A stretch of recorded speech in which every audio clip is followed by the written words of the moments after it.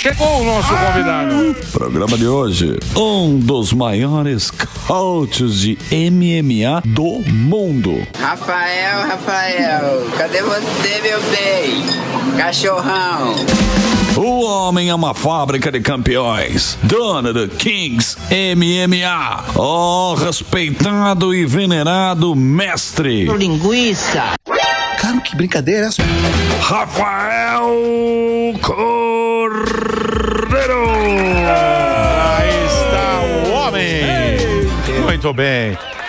Nós temos aqui, você sabe que o que você tem de fã, né? Impressionante. Do Zuckerman aqui. Adoro trabalhar. Pô, esse cara é longa. Você faz um trabalho assim, trabalho, e o Brasil inteiro rende homenagem a você. Pô, parabéns, cara, pelo seu... Obrigado, é um prazer estar aqui com vocês. Já abrindo o programa assim, com essas palavras, poxa... Não, mas é verdade, a gente acompanha o seu trabalho e você teve lá com os melhores, né? Quem vai fazer a pergunta? O Gueré vai fazer a primeira? Ó, a pergunta, eu acho que é assim, porque o mundo da luta é uma parada que no Brasil é algo que muita gente já conhece, mas tem uma galera que não conhece tanto. Então eu queria perguntar como foi a transição de Curitiba, onde você já tinha um nome, já junto com o mestre Rudimar e tudo mais, já tinha um trabalho bem legal ali, bem desenvolvido, pegou e falou assim, pô, quer saber? Eu vou para os Estados Unidos e vou vencer lá. Como é que foi essa chegada lá? Bem, foi em 2007, nós mudamos para os Estados Unidos em 2007, o mercado americano ficou muito forte, a gente está vindo do Japão, a Academia Chute Boxe dominou o Japão por muitos anos. Total. E com a queda do Pride, o Pride foi vendido para o UFC, o mercado americano ficou muito forte. E com o mercado virou para os Estados Unidos, o UFC dominou tudo, era o campo para se abrir, indo para lá, abrindo a academia pequena, um trabalho de 17 anos lá, a gente conseguiu botar a academia num patamar bem grande, levando a técnica de Curitiba, levando tudo aquilo que a gente aprendeu em Curitiba, e hoje a gente pode dizer que tem um brasileiro levando a arte marcial brasileira para todo mundo. Não apenas dentro da academia, mas as pessoas que vêm visitar a academia. Tem alunos do mundo inteiro, graças a Deus, que vão lá para aprender a cultura brasileira. Curitiba tem muita história, né? Pô, no UFC, se a gente pegar o Anderson Silva, o Vanderlei, Chutebox, né? Tem a turma inteira, veio de lá, né? O Pelé, tem histórias, tretas, brigas. Você participou desse momento ou você já tinha vazado? Alguma coisinha você tem. Porque nem sabia, porque a gente nem imagina os bastidores que aconteceu. Mas eram outros tempos. Teve os tempos de... Só falar mais próximo. Teve os tempos de confronto. Não, a gente está falando da década de 80, década de 90, as pessoas se confrontavam para ver qual era a melhor academia. Sim. Até o UFC nasceu vamos ver qual é o melhor esporte, vamos ver quem que é o cara ali dentro. E nessa época as academias realmente se confrontavam. Até, olha, vamos fazer eventos onde elas possam se confrontar dentro do evento. Então, nós participamos desde o começo dessa transição até hoje, graças a Deus. 32 anos... Nós estamos fazendo o MMA, 32 anos, só do MMA, para chegar onde chegou. Resolvia na rua aquela época. Mas uma coisinha sempre. Japão ali era pequena. Era o Pride, né? Que era uma coisa que não tinha muita regra, né? Não tinha regra naquilo. Tiro de meta. Que tem aquela luta do brasileiro com aquele grandão que é uma luta clássica que tem do... O Minotauro e o Bob Sapp. Acho que é isso, né? Minotauro e o Bob Sapp gigantesco. O Minotauro quase ficou paraplégico naquela luta, porque o Bob Sapp jogou ele de cabeça no chão e o Minotauro terminou finalizando ele. O Pride, nessa época, Emílio, foi considerado o evento mais violento. Eram regras, assim, que você podia dar chute na cabeça no chão, podia dar joelhada no chão, só não tinha cotovelada. Hoje você olha aquela regra e fala assim... A gente acostumou com uma regra mais esporte. Sim. Eu acho que o esporte chegou nesse patamar aqui. Vamos tirar coisas que possam... Os caras têm que continuar trabalhando. Não adianta deixar o cara... Vamos fazer qualquer coisa, vale tudo. Eu fiz vale tudo. A minha geração que fazia vale tudo. Que era sem luva, era um round só de 30 minutos. Era uma loucura. Graças a Deus ninguém morreu, mas era fight. Você olha, aquilo era uma grande estupidez pra gente poder chegar onde a gente chegou hoje. Eu acho que quanto mais regras é melhor. Os caras podem lutar em 2 em 2 meses, 3 meses. E naquela época, para lutar em 2, 3 meses... Acho que com essas regras ia quebrar muita gente. Ô, mestre, eu vi uma entrevista sua falando nessa questão de treinamento, porque você falou, né? Não tinha regra. E na questão do treinamento, vocês pegavam pesado também. Você até falou, eu não sei como vai ser minha saúde daqui a alguns anos. Como que você tem feito esse acompanhamento? E como que é hoje esse tipo de treinamento? De pegar mais pesado, pegar mais leve? Quando que é o momento de pegar mais pesado mesmo durante o treino ou não? Tem que se fazer. No passado, nós estávamos desenvolvendo esse esporte. Pode dizer que a nossa geração desenvolveu o que o MMA tem hoje.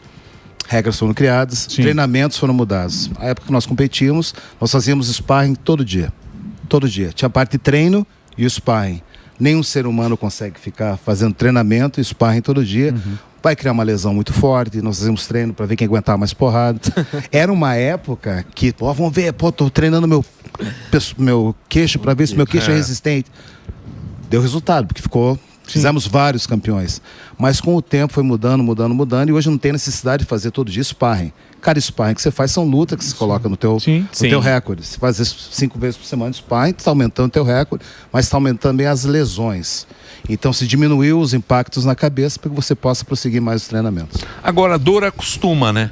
Acostuma. Dor é um negócio esquisito, né? Porque quando você sofre bastante dor, vira uma coisa normal, né? Normal, mas com o tempo... Você acha que é a cabeça que ganha a luta? É a cabeça. Por exemplo, tem aquela luta, que é a luta famosa do George Foreman com o Muhammad Ali, que o Foreman era o grande campeão, né? Exatamente. E aí ele vai cansando, né? O Foreman, que é a luta na selva, que foi no Zaire e tal, que ele ganha aquela luta e ninguém esperava aquilo lá, aquilo é muito mais da cabeça. Você acha que a cabeça também, ela conta muito ali na hora do... Tem que ter a cabeça no lugar. Hoje muitos atletas fazem terapia. Os caras fazem. Muita responsabilidade. Acho que essa mídia social veio a trazer a responsabilidade de eu tenho que ganhar, porque eu tenho pessoas que me seguem, eu tenho que me apresentar bem, pessoas que me seguem. E a responsabilidade também traz com isso, mexe com você. Então muitos atletas hoje eles buscam até terapia para se achar, para tirar esse peso das costas e que possa se apresentar bem. Hoje, Emílio, eu vou te falar que 80% cabeça e 20% físico. É tipo o Emílio. 80%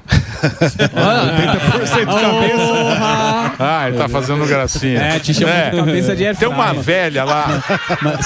Tem uma velha lá em Uberlândia. Ela teve aqui. Ela luta sumô, essa velha. Se quiser treinar a velha, ela luta sumô. Só que ela não tem fio em casa. Ela gosta de outra cabeça. Uma velha. Eu vou falar o golpe que ela dá. Ela teve aqui. A gente não gosta de falar.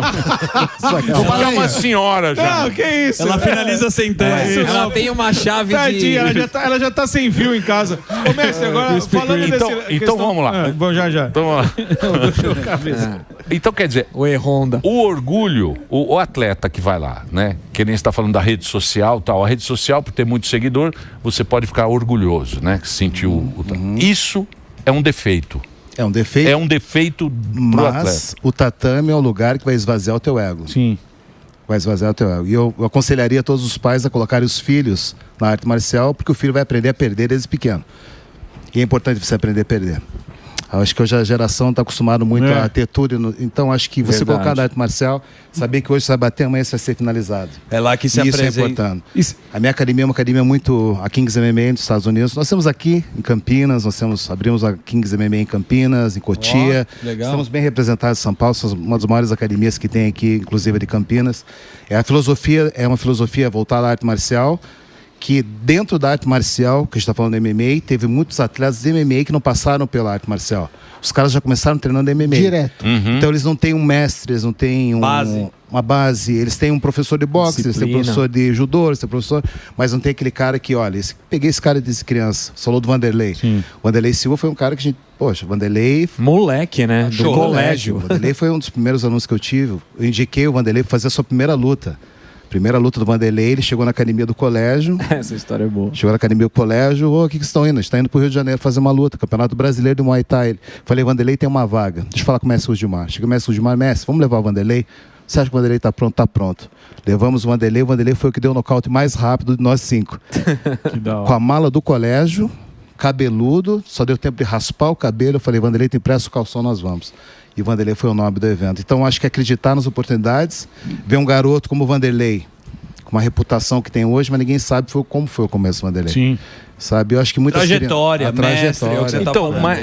Mas direcionamento. Mas então, por exemplo, você está falando da arte marcial. A arte marcial que é o seu controle, é o seu autocontrole? É o seu autocontrole. É se controlar numa situação. A base é essa? Tem que ser. Porque o tatame, ele, como eu falei, ele é muito igual. Ali o preto treina com o branco, a esquerda treina com a direita. Não interessa, ali todo mundo é igual. Eu tenho todas várias bandeiras na minha academia. de pessoas que vêm de todos os países, eu peço atrás da bandeira. A bandeira de Israel está ao lado da bandeira palestina, porque ali dentro do tatame não existe guerra, todo mundo está debaixo do mesmo sistema e é o respeito, sabe, Emílio? Ali é o lugar que você tem que esvaziar o teu ego e é muito importante perder.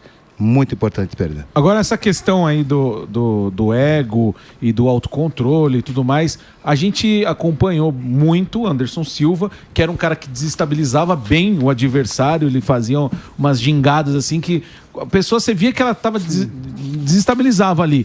E muita gente falou que ele também perdeu por conta disso, que talvez a arrogância dele de achar que, como ele, o cara campeão, né? Ninguém batia Anderson Silva, e quando ele perdeu, falou assim: tá vendo? Fez muita graça, extrapolou um pouco essa técnica dele de desestabilizar e virou já soberba. Você acha que isso aconteceu em algum momento com ele? Que você acha dessa estratégia de desestabilizar e partir para arrogância já também? Eu vou te falar, às vezes, o crítico, aquele que te apoia hoje, vai te malhar amanhã. Certeza. Você sabe muito disso. Muito. É aqueles que vibram pra você enquanto você estava brincando e ganhando, vão falar que é legal, depois que você brincou, perdeu, vão falar, e é normal. E por isso que deu problema, dá muito problema dentro da arte marcial para os lutadores que ficam escutando muito mídia social. Você tem que focar no teu treinamento. Costumo falar que você tem que focar na tua raia. Não olha na raia do lado. Se ficar olhando na raia do lado, alguém vai te passar. Eu vi o Anderson desde garoto na academia, virando o campeão que virou. E às vezes as pessoas pegam a pessoa no dia errado, pegam o cara no dia errado. Aquilo vira uma realidade. Mas eu já vi ele, sabe, tratando muitas pessoas bem, já vi ele sendo bem recebido em vários lugares do mundo. Eu acho que o tempo é o senhor da razão quando a gente fala assim, o que você vai mostrar para o futuro quando você tem as vitórias e o que você vai mostrar para o futuro quando você tem as derrotas. Ô, Rafael, mestre, ainda, só ficar nesse assunto ainda. Pegando carona nisso que o Morgado falou, a gente vê muito realmente a diferença dos lutadores, assim, da galera mais old school, que veio ali da década de 80, 90, começo de 2000, pra essa galera que tá aí no hype mais ou menos há, sei lá, 10 anos ou até um pouco menos que isso. Qual é a diferença crucial que você olha e você fala assim: putz, esse cara faltou tal coisa na base, faltou tal coisa na estrutura para que ele pudesse realmente seguir como um campeão? Porque a gente vê que a galera, às vezes, até nessa questão, o cara, tá bem pra caramba, perde uma luta, o cara, assim, desestrutura absurdamente. Qual é a diferença maior dessa galera? Hoje, as pessoas têm muito mais apoio do que a gente teve. Muito mais apoio. Hoje a gente quebrou uma estigma de que o esporte era para pitbull, que você ia brigar na rua, que você... Você falou de brincadeira, negócio das ruas, mas ficou um estigma de que os atletas só brigavam na rua e era isso. Eu acho que quebrando esse estigma foi uma coisa que foi necessário na nossa geração quebrar para que o esporte chegasse onde que chegou hoje. Eu acho que a grande diferença hoje já está praticamente... O mato já foi aberto para essa galera. Sim. Através dos nossos erros do passado. Eu, quando corrijo um aluno na academia, é muito fácil falar: levanta a mão, você está fazendo errado. Eu falo assim: olha, eu quando lutei, eu abaixei minha mão e tomei um soco. Então o que eu posso aconselhar é: levante a mão, porque eu errei. É muito fácil apontar para você, falar: você está fazendo errado, você está chutando errado. E esse tipo de discernimento, hoje, a gente tem muito pouquinho mais do que a gente tinha no passado. Acho que a forma de ensinar hoje mudou bastante. Que é um mestre, né? Sim, respeito o mestre. É o mestre. O mestre, Emílio, na maioria das vezes, o mestre é um título que lhe é colocado. Eu não vou me apresentar, meu nome é Mestre Rafael Corrêa, não posso fazer isso. Eu fui intitulado a isso. Então, me deram esse título, acho que pelo que eu fiz por muitos atletas, a gente está falando de uma galera aí, e eu acho que essa é a base do mestre. E o Mike Tyson? Como é que era o Mike Tyson, assim, na pessoa física? Olha, eu fiquei com o Mike 6 meses em Las Vegas para a última luta dele. Eu já treino ele há 5 anos. O Jake Paul lá. O Jake Paul, o YouTuber, que não é mais YouTuber, o cara virou um baita lutador. Revolucionou o boxe. Revolucionou, é o nome do momento, todo mundo quer fazer com ele, sabe que ali é uma fonte de renda violenta. O nome dele leva público, ele tem a mídia a seu favor. Então hoje todo mundo quer lutar com o Jake Paul. Eu já treino o Mike há 5 anos. Eu treinei ele quando ele fez com o Roy Jones Jr., a primeira luta. E agora treinei ele para essa luta contra o Jake Paul. A gente ficou 6 meses em Las Vegas. O Mike, as pessoas veem aquele cara agressivo, aquele cara, sabe, que muda aquele giro rápido. Mas tem uma história, Emílio, por trás, assim, um garoto de 12 anos que sabe? Que viu a mãe, por exemplo, em casa, sabe? A mãe prostituta, o pai era manager da mãe. Imagina uma criança de 12 anos... Da quebrada mesmo do Sim. Brooklyn, né? Do Brooklyn. Imagina uma criança de 12 anos ver a mãe entrando com vários homens todo dia e o pai agenciando. Ele dizia que o quarto dele tinha fezes humanas e tinha fezes de animal. Meu Deus. Daí os caras veem um cara querendo matar todo mundo. Não, a realidade dele era uma realidade diferente da que essa galera... Família zoada, né? Só que quando você vê na televisão, fala, esse cara é um monstro. Mas o que levou esse cara ali?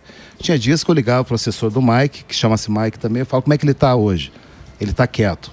Então eu já sabia como é que ele tava, como eu tinha que tratar com ele. Como é que ele tá? É bom ligar pro assessor antes. Tá de boa hoje? Tem que ver a biruta, como é que tá o vento. Não, porque o saber como ele tá ia ajudar muito no meu treinamento. Sim. Eu ia poder tirar o máximo dele, ou eu sabia o limite que eu poderia ir, porque eu sabia que aquele dia não era um dia bom. Sabe, um cara do bem, um cara que trata todo mundo bem. Tem muitos lutadores que nunca vão chegar no patamar, mas nem perto do que é o Mike Tyson, mas nem perto, e já trata um público, os fãs, não vou tirar foto com esse cara, tá, das costas, ele tira foto com todo mundo. Eu costumo falar, aonde ele entra, mexe com o ambiente, poxa, desloca o ar. Né, e como foi que ele chegou até você e como foi a sua reação de falar, porra, ele tá me procurando pra treinar esse cara que todo mundo acompanhou, eu acredito que você também acompanhava as lutas e falava, cara, é sério mesmo que eu vou treinar o Mike Tyson? Como foi essa questão aí? Eu sempre andei com pessoas em volta do Mike, pessoas que são o manager do Mike, é um grande amigo meu, que é o Rob, na época era o Rob, e teve a primeira semana de pandemia. Então o Rob me ligou e falou assim, ó, o Mike quer voltar a lutar. Quer voltar a treinar, quer voltar a treinar. Você pode vir treinar? Primeira semana de pandemia, coraçãozão veio na boca, falei, meu Deus, ele quer? Falei, eu vou. Então começou assim o treinamento, primeira semana de pandemia, eu tive a oportunidade de treiná-lo, e depois daquele treino a gente nunca mais parou, e foi uma coisa que foi um diferencial, porque depois daquele primeiro treino, ele voltou a lutar. Demais. E o Instagram, Kings MMA _HP, para você que está no rádio. Já já a gente volta. Boa. Posso dar uma pontuada? Só fazer uma colocação. Primeiro, que a gente deveria enaltecer mais os nossos ídolos do esporte. E você é um cara que merece o nosso respeito. Obrigado. Porque todo mundo que gosta de UFC, MMA, cara, é importantíssimo. E tá lá com o Mike Tyson, quando você estava contando desses bastidores, cara, convencer o Mike Tyson, né, do trabalho, da tua história. E eu vi já em depoimentos que você teve o primeiro treino com ele. Como é que você se preparou e como que você convenceu o Mike Tyson? Eu queria que você dividisse esse bastidor. Então, o primeiro treino, ele perguntou se eu sabia fazer a bandagem do boxe no telefone. Você faz a bandagem do boxe? Bandagem. Bandagem que é... Da mão. A mão, fazer a mão do boxe. Enfaixar a mão. Você faz a bandagem do boxe, que é diferente da bandagem do MMA. E eu, claro, acho que faço. Nós. Juiz. Então, beleza. Então, fechou. Amanhã eu te espero aqui. Então, tá bom. Chamei minha filha Naomi. Vem aqui. Botei minha filha sentada. O YouTube. Tutorial de bandagem. Eu fiquei 12 horas fazendo bandagem igual do boxe. 12 horas. De um dia pro outro. Trocar. Minha filha, minha esposa, Anjo, vem aqui. Uma mulher ali fazendo. Chegou no dia para estar pronto para aquele momento. Então, me preparei na parte da bandagem assim. A partir daquele treino, aquele primeiro treino, foi na garagem da casa dele. E foi uma coisa emocionante, não só para mim, mas para a família. O filho dele nunca tinha visto ele treinar. Cara, o filho dele nunca tinha visto ele fazer o boxe. Imagina, nunca tinha visto o pai, aquela fera do boxe, eu nunca vi meu pai treinar. Fora que a casa dele é maluco, tem umas pombas, tem um monte de doideira. As pombas, depois eu chego na pomba, você vê por que ele começou a lutar. Tem a pomba envolvida aí, tem uma pomba envolvida. Todo mundo na garagem, terminou o treinamento. Ele cansou um pouco no primeiro treino, porque faziam 13 anos que ele não treinava. Caramba. 13 anos que ele não treinava. Então o primeiro treino deu 3 a 5 minutos. Ele já cansou e falou, tá bom pra mim. E ele entrou, o filho apavorado, meu pai é fera, meu Deus, meu pai é tudo isso que falaram realmente. E entrou e foi todo mundo atrás dele. Eu falei, puxa, acho que foi legal. Se não fosse pra mim, a minha experiência, falei, cara, eu fiz um tempo atrás. Valeu. Já tá no currículo. Peguei e saí, foi todo mundo pra dentro, tava sozinho. Saio, tô indo pro carro na rua, saí ele de cueca, com a bandagem na mão, correndo assim, coach. Falei, sim, você pode voltar amanhã? Falei, posso. Caramba. E isso se faz 5 anos se passaram e virou uma parceria grande. Mas não assustou ele correndo de cueca atrás de você? Meu Deus, é minha vez agora. Ele é um maluco, cara, mas é um maluco do bem. É um cara que você vê até vem ingenuidade nele. O cara tem coisas assim que ele fala, poxa, nem não parece que saiu dele. E tem o lado quinta série dele muito legal também. E a mulher manda, né? Fala, você não vai treinar, você vai sim, né? Tem uma história, eu vi no... Aqui que é que comanda. Eu e Emílio lá é aqui. Vai lá. Aqui. Teve uma empresa inglesa que foi filmar o Mike na academia, tinha mais de 20 pessoas filmando o Mike, e eu comecei a fazer a mão dele e não vou treinar hoje. Pra mim tá bom, mas tinha muita gente, muitas câmeras, não vou treinar hoje. Tá bom. Pegou, foi, deitou no sofá lá e ficou deitado, não vou treinar. Todo mundo, não, o Mike não vai treinar hoje. Toca o telefone, o assessor dele, a esposa. Eu só vejo o assessor dar o telefone pra ele assim, fala, amor. Tá bom. Tô no polichinelo. Você tá fazendo a gente perder a admiração pelo nosso ídolo. Não perca, porque você tem mulher também. Ela manda igual. Exato. Tu tá ligado? Daí foi o que aconteceu. Daquilo ali eu vi que realmente ela dá um direcionamento. Não sei o que foi falado, só sei que ele fez um dos melhores treinos da vida dele. Professor, tem muita gente que, falando do atleta, né? A gente sempre fala da questão do futebol. Tem o jogador de futebol e tem o atleta. E tem também o lutador e o atleta, porque às vezes aquele que desempenha a função, ele não gosta da parte atlética, de se preparar, ele tem todo aquele talento, mas isso acontece também com os lutadores? Muito boa pergunta, mudou muito o esporte, mudou com o George St. Pierre, pode dizer que ele foi o primeiro atleta.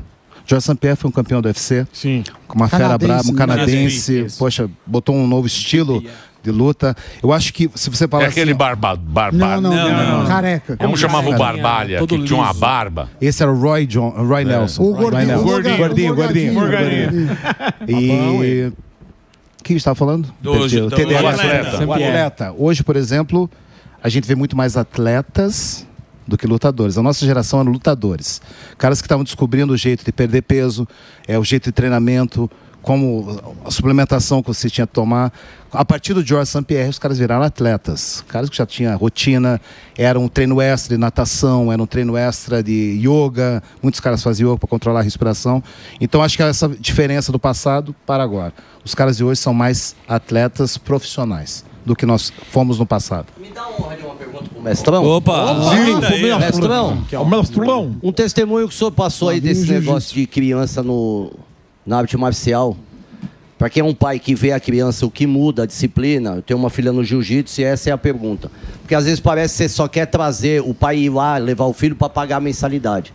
Mas a mudança de personalidade, de tudo que faz o arte marcial numa criança. Por que isso a gente nunca vai ver numa escola, uma arte marcial nas escolas públicas, estaduais e por aí vai? Olha, é muito importante.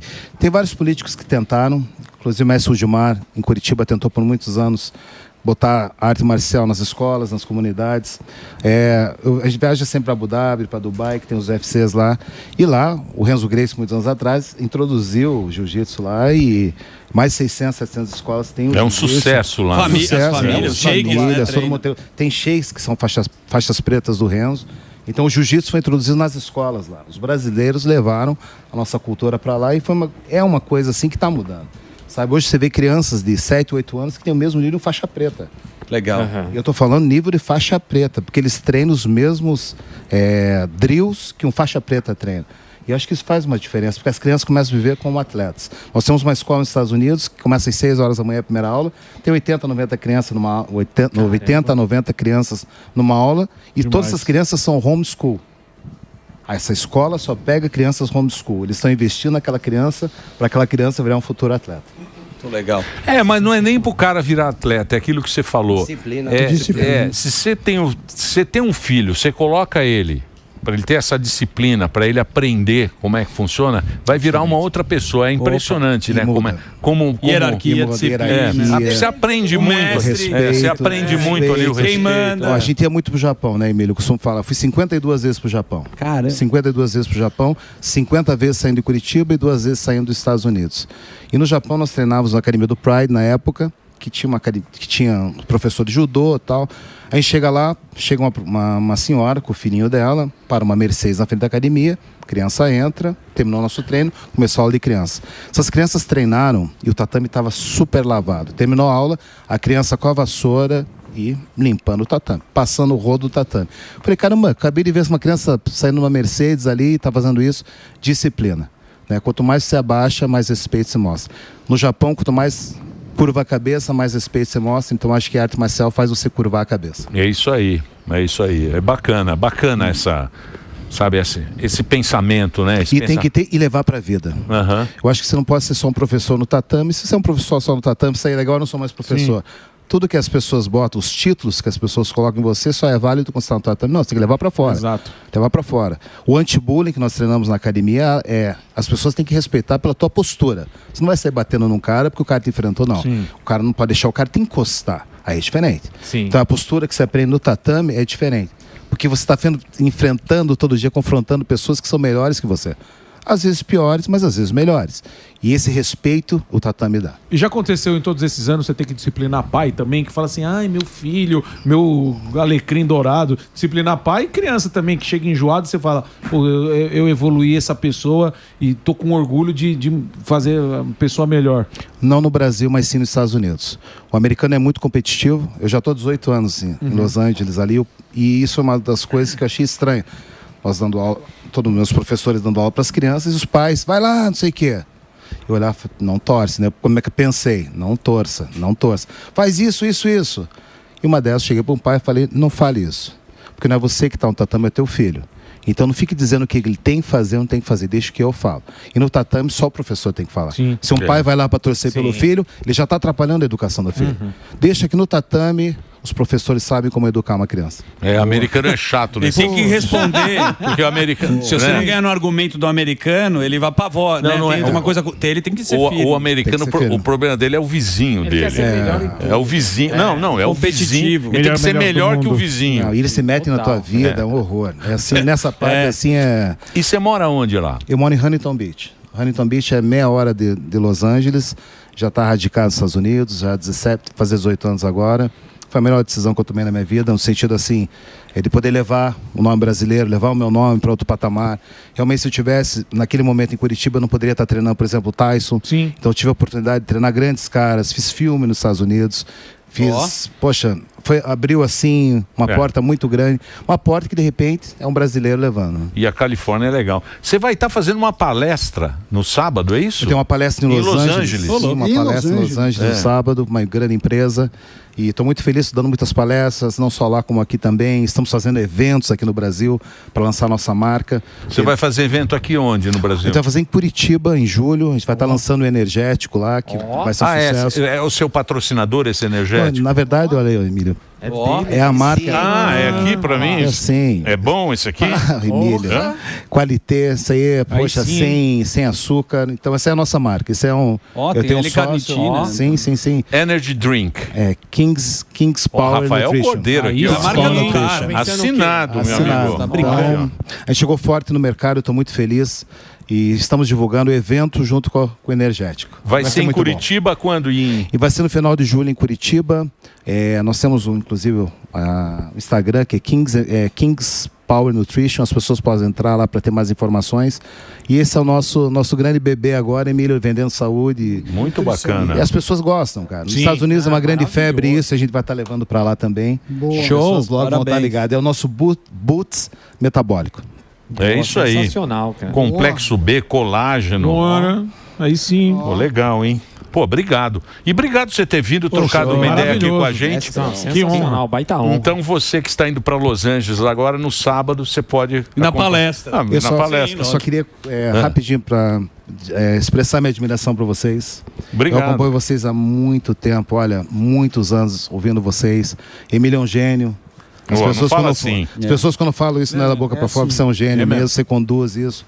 Em grandes momentos da minha vida, eu tinha vocês para me alegrar, no momento preciso eu tive vocês para me alegrar e fico muito feliz de estar aqui com vocês hoje. Pô, parabéns aí pela história. Valeu, obrigado. Pra gente é uma honra, cara. Demais. Pô, obrigado por você ter vindo. Obrigado. É uma honra receber você. Você sabe que a gente é muito fã aqui no Brasil, a gente é muito fã aqui do esporte e tal. E, pô, obrigado pela sua participação.